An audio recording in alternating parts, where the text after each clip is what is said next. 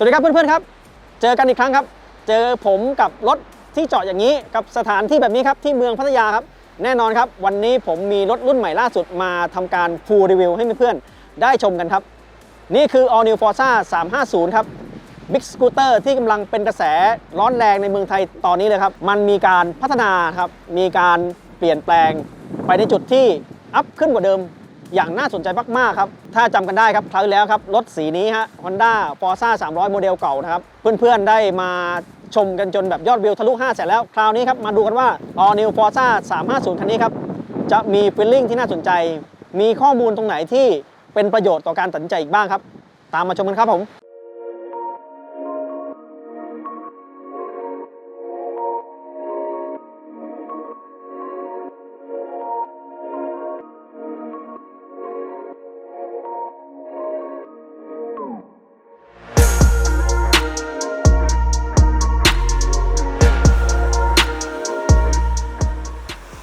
ประเด็นแรกที่ผมอยากพูดถึงนะครับ All New Forza 350 ก็คือมิติของความเป็น Big Scooter นั่นเองครับรถรุ่นนี้ครับเป็น Big Scooter ที่มีขนาดกระทัดรัดครับไม่ใหญ่มากแต่ก็ไม่เล็กครับน้ำหนักตัวเนี่ยอยู่ที่185กิโลกรัมครับหนักจากรุ่นก่อนอยู่2กิโลนะครับแล้วก็ความสูงเบาะเนี่ยอยู่ที่780มิลลิเมตรครับส่วนระยะฐานล้อครับ1,510มิลลิเมตรครับถือว่าเป็นรถที่ไม่ใหญ่แต่ก็ไม่เล็กดังนั้นคนที่จะขับขี่รถรุ่นนี้ให้ได้อย่างคล่องแคล่วเนี่ยต้องมีทักษะประมาณหนึ่งแล้วก็ต้องมีการทำความเข้าใจกับรถประมาณหนึ่งเช่นเดียวกันครับเวลาที่เรานั่งอยู่บนรถเนี่ยจะเดินหน้าหรือถอยหลังเนี่ยครับก็สำหรับคนตัวเล็กอย่างผมเนี่ยก็จะไม่สะดวกเล็กน้อยเพราะว่ารถมันค่อนข้างจะเบาะกว้างครับต้องใช้เทคนิคการสไลด์ก้นมาข้างหน้าครับแล้วก็เดินหน้าถอยหลังเอานะครับแต่เรื่องของการขึ้นขาตั้งข้างหรือขาตั้งคู่เนี่ยทำได้อย่างง่ายดายมากๆครับเพราะรถ Forza 350 คันนี้ครับมีจุดศูนย์ถ่วงที่ดีเยี่ยมนะครับการขึ้นขาทั้งคู่เพื่อจะทำการเซอร์วิสหรือว่าล้างเนี่ยทำได้อย่างง่ายดายมากๆครับขณะเดียวกันครับการใช้งานที่วันนี้ครับเราตั้งใจทดสอบทั้งการใช้งานในเมืองแล้วก็ใช้งานแบบออกทริปแบบเต็มทริปแบบนี้ครับการใช้งานในเมืองเนี่ยผมพบว่าความคล่องตัวเนี่ยไม่ได้ด้อยไปกว่ารถในขนาด 150cc ครับ All New Forza 350 นั้นตอบโจทย์การใช้งานในเมืองได้อย่างดีเยี่ยมเลยครับทั้งมิติของตัวรถครับทั้งฟังก์ชันของกระจกมองข้างที่สามารถพับเข้ามาได้ครับถ้าเกิดว่าเราดูว่ามันมีการที่จะไปโดนรถคันอื่นก็สามารถพับเข้ามาได้นะครับฟังก์ชันนี้ Honda ออกแบบมาให้ใช้งานได้ตอบโจทย์คนใช้งานในเมืองมากๆครับแต่สำหรับการเดินทางทั่วไปในออกทริปเนี่ยตำแหน่งกระจกผมก็ใช้ตำแหน่งเดิมไม่เลยครับอีกจุดหนึ่งนะครับตัวที่ออกแบบเพิ่มเข้ามาใหม่ก็คือความสูงของชิลหน้าที่สามารถปรับแบบไฟฟ้านะครับขึ้นมาตอนนี้เป็น150มิลลิเมตรครับความสูงของชิลนี้ครับก็มีประโยชน์สำหรับคนที่มีรูปร่างสูงใหญ่นะครับปรับชิลสูงแล้วก็ตัดลมได้พอดีสำหรับผมเนี่ยตีตัวเล็กๆเนี้ยสแตนดาร์ดก็โอเคแล้วแต่ชิลสูงมีประโยชน์เวลาที่เราเจอลมปะทะแรงๆหรือว่ามีฝนบางๆครับก็ช่วยป้องกันได้ส่วนหนึ่งเลยครับสำหรับสิ่งที่ผมชอบอีกอย่างหนึ่งของ All New Forza 350 ก็คือตำแหน่งการวางเท้าที่สามารถเลื่อนสโลปได้2ระดับแล้วก็ให้ความสบายในการขับขี่ได้อย่างมากเลยครับโดยเฉพาะการเดินทางไกลมาวันนี้ก็ขับขี่สบายมากๆช่วงแฮนด์ที่ยื่นมากับท่านั่งเนี่ยผมมองว่า Honda นั้นออกแบบมาสำหรับสรีระของคนเอเชียได้อย่างพอเหมาะแล้วครับตรงนี้ถือว่าเป็นจุดดีครับจุดที่มีการเปลี่ยนแปลงในเรื่องบอดี้ก็คือตรงด้าน2ข้างของไฟลิ่งหน้าครับจะมีตัวดักลมเข้ามาครับเป็นช่องแอร์ดักนั่นเองครับตัวนี้ครับถ้าใช้งานด้วยความเร็วที่ไม่สูงมากอาจจะไม่รู้ผลมากแต่ช่วงที่วิ่งด้วยความเร็วสูงวันนี้ที่วิ่งมาครับปรากฏว่าตัวนี้ครับช่วยกดหน้ารถให้มีความนิ่งและก็เสถียรมากขึ้นกว่าเดิมอย่างชัดเจนนั่นเองครับตัวนี้ถือว่ามีประโยชน์มากๆครับที่ออกแบบมาใหม่ครับในส่วนที่มองด้วยภายนอกแล้วเห็นว่ามีการเปลี่ยนแปลงเพิ่มขึ้นก็คือตัวท่อไอเสียด้วยนะครับท่อไอเสียแล้วก็หม้อกรองอากาศเนี่ยมีการปรับไซส์ใหญ่ขึ้นมากว่าเดิมอย่างเห็นได้ชัดครับแต่ตรงนี้มีผลอะไรบ้างเดี๋ยวไปดูเพิ่มเติมในส่วนของเรื่องเครื่องยนต์นะครับ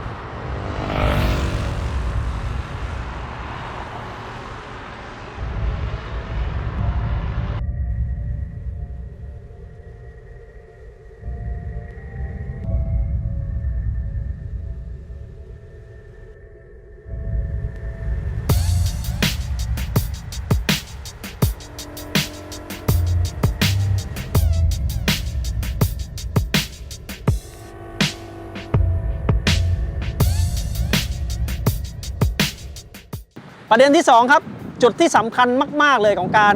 อัปเกรดของ All New Forza 350 ก็คือมันได้ใช้เครื่องยนต์บล็อกใหม่เลยครับเป็น ESP Plus นะครับ เป็นเครื่องยนต์ที่ไม่ได้อ้างอิงบล็อกเดิมนะครับเป็นลูกใหม่ที่ออกแบบมาสำหรับรุ่นนี้โดยเฉพาะครับพอร์ต IDE เสียครับเปลี่ยนใหม่หมดเลยครับชุดคัดแรงเหวี่ยงเป็น5ก้อนครับแล้วก็ตัวลูกสูบเนี่ย77มิลลิเมตรเนี่ยตัวยังมีตัวพิสตันออยล์เจ็ตด้วยครับตัวฉีดน้ำมันที่คอยฉีดน้ำมันเข้าไปเพื่อจะช่วยให้เครื่องยนต์นั้นทำงานได้เสถียรอย่างต่อเนื่องยาวนานด้วยครับตรงนี้คือเวลาที่เรามาขี่ท่องเที่ยวขี่ทริปเนี่ยที่แช่กันเร่งนานๆเนี่ยความร้อนสะสมในเครื่องยนต์มันจะน้อยครับทำให้รถประหยัดน้ำมันแล้วก็ยังมีสมรรถนะที่คงที่เสถียรตลอดเวลานั่นเองครับที่น่าสนใจวันนั้นคือวันนี้ผมได้ลองดูในรอบต่ำครับอาการในรอบต่ำเนี่ยจากการที่เครื่องยนต์มีการเปลี่ยนมาใหม่แล้วก็มีการใส่บาลานเซอร์ที่ข้อเหวี่ยงด้วยนะครับอาการสถานของเครื่องยนต์นั้นแทบจะไม่มีเลยครับในขณะเดียวกันครับรอบสูงเนี่ยซึ่งเพอร์ฟอร์แมนซ์ของรถคันนี้ครับอยู่ที่ประมาณ 6,000 รอบถึง 7,500 รอบเนี่ย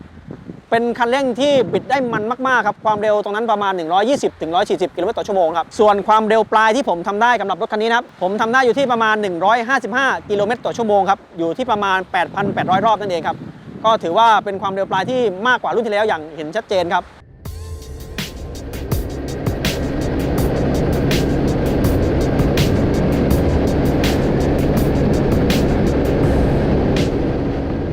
รถคันนี้ยังไม่รันอินนะถ้ารันอินแล้วคิดว่าน่าจะวิ่งจมไม่เช่นเดียวกับรถของยูเซอร์ที่หลายคนที่ลงมานะครับเรื่องท่อไอเสียที่ขยายมาใหม่ใหญ่ขึ้นก็คือรองรับ performance ที่เกิดขึ้นนั่นเองครับหม้อกรองอากาศเช่นเดียวกันครับหม้อกรองอากาศที่ปรับไซส์ขึ้นมาเนี่ยก็ถือว่ามาช่วยในการทำให้เครื่องยนต์ลูกนี้ครับมีอัตราเร่งที่ดีขึ้นมากๆครับที่สำคัญครับเครื่องยนต์ของ All New Forza 350เนี่ยยังสามารถคว้านไซส์เพิ่มไซส์ลูกได้อีกตั้ง2ไซส์นั่นเองครับตรงนี้สาย Modify น่าจะชอบครับแต่ผมว่านะเดิมๆก็ขี่มันแล้วครับรุ่นนี้ดีกว่ารุ่นเดิมอย่างชัดเจนนะครับเรื่อง Performance นะครับประเด็นที่3ครับที่ต้องพูดถึงก็คือเรื่องระบบเบรกครับซึ่ง All New Forza 350นั้นก็ใช้เบรก ABS แบบ2 Channel ครับดิสเบรกหน้าหลังครับให้ ABS มาทั้งคู่เลยครับแล้วก็วันนี้เราทดลองการใช้งานของ ABS มาตลอดทางครับปรากฏว่าการทำงานเนี่ยก็แม่นยำนะครับเช่นเดียวกับการทดลองหลายๆครั้งในที่ผ่านมาในตระกูล Forza ใหม่ครับ ABS คู่นี้ก็ถือว่าสอบผ่านครับจุดที่มีการปรับปรุงขึ้นมาเชื่อมโยงกันอีกจุดนั่นคือเรื่องของช่วงล่างครับถึงแม้ว่าช่วงล่างนะครับที่เป็นคู่ช่วงหลังจะเป็นตัวเดิมครับแต่ช่วงหน้าเนี่ยช่วงยุบอาจจะเท่าตัวที่แล้วแต่มีการเซตอัพมาใหม่ครับความ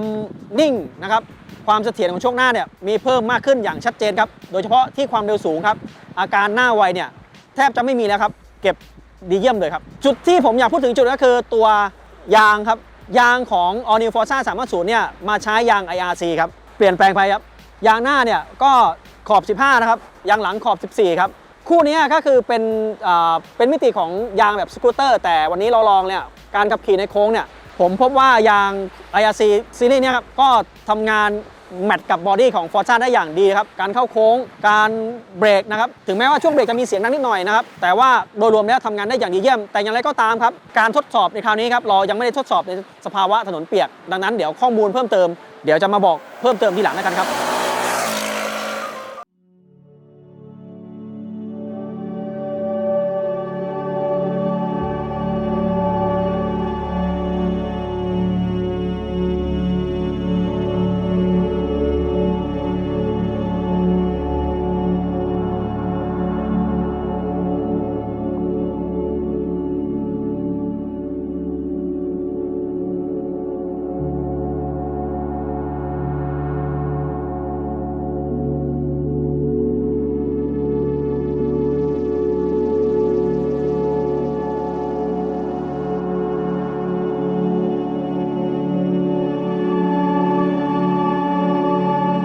มีจุดที่ต้องพูดเพิ่มเติมเกี่ยวกับ All New Forza 350 ก็คือฟังก์ชันของเขาครับพื้นที่ใต้เบาะเนี่ยเป็นอะไรที่เจ๋งมากครับ All New Forza 350 นั้นใช้โมเดลการใช้ประโยชน์จากใต้เบาะเช่นเดียวกับโมเดลที่แล้วครับเปิดเบาะขึ้นมาเนี่ยจะเจอ particle ตัวหนึ่งครับที่เอาไว้สำหรับเราวางของเล็กๆน้อยๆได้เมื่อเอา particle ออกครับเราสามารถใส่หมวกกันน็อกแบบเต็มใบนะครับผมยืนยันว่าเต็มใบทั้งใบนะครับ2ใบได้อย่างสบายๆครับอันนี้เจ๋งเลยครับที่เหลือก็เป็นพวกกุญแจสมาร์ทคีย์ที่ใช้การเปิดปิดเบาะหรือเปิดเติมน้ำมันได้อย่างง่ายดายครับอัตราสิ้นเปลืองเชื้อเพลิงครับเราทดลองหลายครั้งแล้ว All New Forza 350 เนี่ยให้อัตราสิ้นเปลืองเชื้อเพลิงที่ผมรู้สึกว่ากินน้ำมันกว่าตัวโมเดลเก่านิดนึงนะครับด้วยความแม่นยำของมิเตอร์ของ Honda ที่ให้มาครับเราคำนวณหลายครั้งแล้วลองดูหลายครั้งแล้วความใกล้เคียงของการคำนวณจากหัวจ่ายกับดูจากตัวหน้าจอเนี่ยก็ไม่ต่างกันครับวันนี้ผมวิ่งมาก็อัตราสิ้นเปลืองเชื้อเพลิงก็อยู่ประมาณ30กิโลเมตรต่อลิตรนะครับวิ่งมาทางไกลเนี่ยใช้ความเร็วสูงบ่อยมากๆครับแล้วก็มีช่วงที่ทดลอง สมรรถนะของรถหลายจุดด้วยครับถือว่าเป็นอัตราสิ้นเปลืองที่รับได้ครับสิ่งที่ Honda ทำได้ดีมากก็คือการออกแบบการเซตอัพต่างๆปุ่มอินโฟต่างๆเนี่ยอินโฟ A อินโฟ B เนี่ยให้อยู่ที่แฮนด์ฝั่งซ้ายหมดเลยครับทำงานได้สะดวกมากๆครับไม่ต้องไปกดหน้าจอแบบรุ่นอื่นนะครับอันนี้ถือว่าทำได้ดีมากๆครับผมชอบนะสำหรับสิ่งที่เปลี่ยนแปลงอีกนิดนึงก็คือเรื่องของไฟเลี้ยวครับที่เป็น LED มาครับแล้วก็เรื่องของระบบระบายความร้อนครับระบบระบายความร้อนของ All New Forza 350เนี่ยถ้าสังเกตได้ดีครับไม่ได้อยู่ที่เดิมครับแต่ย้ายมาอยู่ด้านหน้าครับเป็นช่องระบายความร้อนที่มีช่องดักลมกับพายุหม้อน้ำแล้วก็มีพัดลมนะครับพัดเอาความร้อนลงข้างล่างครับอันนี้ถือว่าเจ๋งมากเลยครับการออกแบบนี้ครับช่วยให้รถเนี่ยมีสมรรถนะที่สูงครับสามารถวิ่งในรอบสูงได้ดีมากๆโดยการระบายอากาศเนี่ยก็ยังทำได้ดีอยู่นั่นเองครับผมอีกสิ่งที่ผมชื่นชอบสำหรับ All New Forza 350ก็คือเครื่องยนต์ที่เพิ่มความแรงมาขนาดนี้ครับมันมีตัวช่วยอยู่ตัวหนึ่งก็คือระบบ HSTC เรียกว่า Traction Control ที่เรารู้จักกันดีครับ Honda นั้นให้ TC มาแล้วก็ทำงานได้อย่างแม่นยำมากๆครับแล้วก็ตัว TC นั้นสามารถเปิดปิดได้ด้วยการเหนี่ยวก้านตรงแฮนด์ฝั่งซ้ายครับเปิดปิดได้อย่างง่ายดายครับพอเราปิดเนี่ยก็จะมีสัญลักษณ์ตัว T ที่มีตัวกากบาทตัวทับมาไว้ครับให้เห็นว่าปิด TC แล้วนะครับวันนี้ผมทดลองใช้งานก็ถือว่าทำงานได้อย่างดีเยี่ยมครับ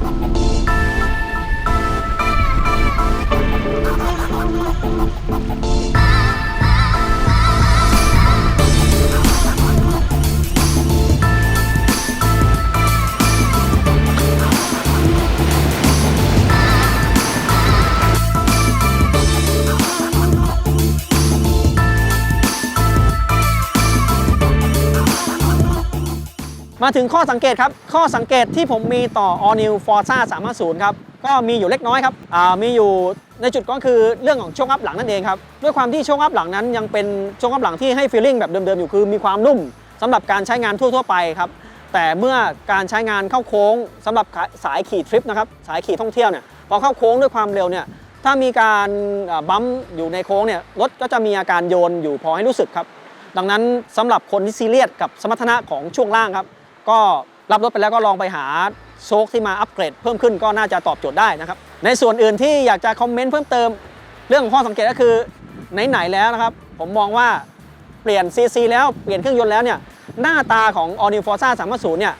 น่าจะเพิ่มความเปลี่ยนแปลงไปอีกให้มากกว่านี้หน่อยครับอันนี้บางคนบอกว่ามันก็คล้ายกับ Forza 300 ตัวเก่าครับจริงๆแล้วก็มีรายละเอียดบางจุดที่ต่างออกไปแต่ว่าโดยรวมแล้วยังดูคล้ายกันนั่นเองครับตรงนี้เป็นข้อสังเกตเล็กๆที่ผมมีต่อAll New Forza 350 คันนี้ครับสำหรับราคาของ All New Forza 350 ครับอยู่ที่ 173,500 บาทครับก็เป็นราคาที่เพิ่มกว่าตัวเก่าเล็กน้อยครับถามว่าแพงไหมสำหรับสมรรถนะที่ได้เพิ่มขึ้นกับสิ่งที่ดีอยู่เดิมอยู่แล้วของ Forza เนี่ยผมว่าเป็นสิ่งที่เหมาะสมเหมาะกับราคาอย่างมากครับสำหรับสิ่งที่เพื่อนๆสงสัยครับสามารถ